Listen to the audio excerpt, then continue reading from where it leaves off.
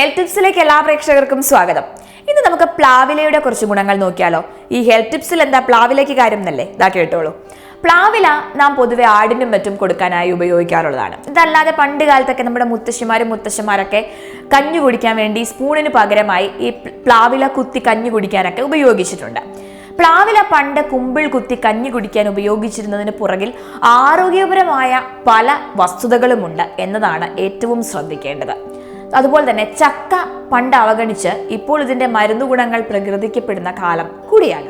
ചക്കയ്ക്ക് demand വർദ്ധിച്ചു വരികയാണ്. ചക്കപ്പൊടി ഇന്ന് വിപണിയിൽ സർവ്വസാധാരണമാണ്. പച്ചച്ചക്ക ഉപയോഗിച്ചാണ് കുഞ്ഞുങ്ങൾക്കുള്ള ആഹാരക്കൂട്ട് തയ്യാറാക്കുന്നതെന്ന് എല്ലാം പറയുന്നു.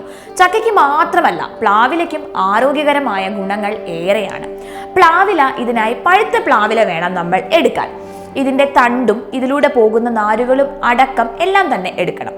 ചെറിയ കഷ്ണങ്ങളാക്കി ഇതെടുക്കുക. ഇത് വെള്ളത്തിലിട്ട് തിളപ്പിക്കാം. വെള്ളത്തിന്റെ നിറം അപ്പോൾ ഇങ്ങനെ മാറി വരുന്നതായി നിങ്ങൾക്ക് കാണാൻ സാധിക്കും.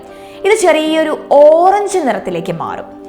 അപ്പോൾ അത് ഊറ്റിയെടുത്ത് നിങ്ങൾക്ക് ആ ഒരു വെള്ളം ഉപയോഗിക്കാവുന്നതാണ്. ഇത് നീർക്കെട്ട് മാറാനും അതുപോലെ തന്നെ യൂറിനറി ഇൻഫെക്ഷനും എല്ലാം ഏറെ നല്ലതാണ്. ശരീരത്തിലെ നീർക്കെട്ട് മാറിയാൽ തന്നെ അനാവശ്യമായ കൊഴുപ്പുകളും പല രോഗങ്ങളും അകലും. അതുപോലെ തന്നെ ഷുഗറിന് ഏറ്റവും മികച്ചതാണ് പ്ലാവിലയുടെ തോരൻ. ഇത് ഇളമിലകൾ, അതായത് തളിരിലയില്ലേ, അങ്ങനെ പ്ലാവിന്റെ തളിരിലകൾ ഉപയോഗിച്ചാണ് ഉപയോഗിക്കേണ്ടത്. അങ്ങനെ തോരൻ ഉണ്ടാക്കുന്നതിനായി നിങ്ങൾ ഈ ഒരു ഇല ചെറുതായി നുറുക്കിയെടുക്കുക. ഇത് ആവി കയറ്റിയ ശേഷം തോരൻ വെച്ചാൽ വളരെ എളുപ്പമായിരിക്കും. കാരണം ആ ഒരു കട്ടിയാണല്ലോ നമ്മുടെ ഇലയ്ക്ക്. എത്ര തളിരില ആണെന്ന് പറഞ്ഞാലും പ്ലാവില കട്ടിയാണ്. അപ്പോൾ ഒന്ന് ആവി കയറ്റിയതിന് ശേഷം തോരൻ ഉണ്ടാക്കിയാൽ നിങ്ങൾക്ക് നല്ല എളുപ്പത്തിൽ പിന്നെ തോരൻ ഉണ്ടാക്കാൻ സാധിക്കും. ഇതിൽ കടുക്, സവാള, പച്ചമുളക് എന്നിവയൊക്കെ ചേർത്ത് നിങ്ങൾക്ക് ഉണ്ടാക്കാവുന്നതാണ്. ഒരു ബൗള് തോരൻ കഴിക്കുന്നതാണ് ഏറ്റവും നല്ലത്. സവാളയും പ്ലാവിലയും ചേർന്നാൽ അത് പ്രമേഹത്തിന് ഒരു നല്ല പരിഹാരം കൂടിയാണ്. ഒരു നേരം ഇത്തരം തോരൻ ഉണ്ടാക്കി നിങ്ങൾക്ക് കഴിക്കാം. 3 നേരം പ്ലാവില കൊണ്ടുണ്ടാക്കിയ വെള്ളവും നിങ്ങൾക്ക് കുടിക്കാവുന്നതാണ്. അതുപോലെ തന്നെ ഗ്യാസ്, അസിഡിറ്റി പ്രശ്നങ്ങൾക്കെല്ലാം പ്ലാവിലയുടെ ഞെട്ടില്ലേ, അത് വളരെ മികച്ചതാണ്.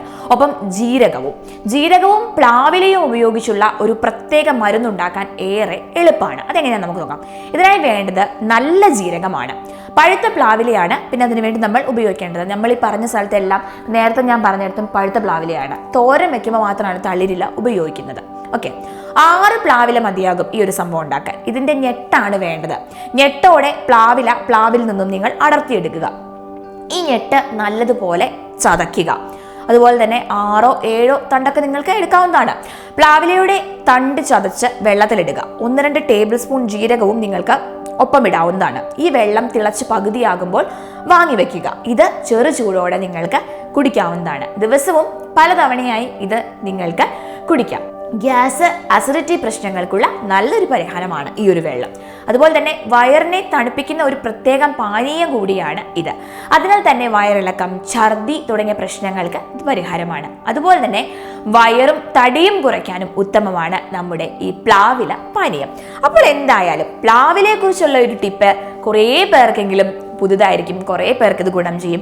എന്തായാലും പ്ലാവിലയെക്കുറിച്ചുള്ള ഈ ഉപയോഗങ്ങൾ നിങ്ങളിത് മറ്റുള്ളവരിലേക്കും ഷെയർ ചെയ്യുമെന്ന് ഞാൻ വിചാരിക്കുന്നു.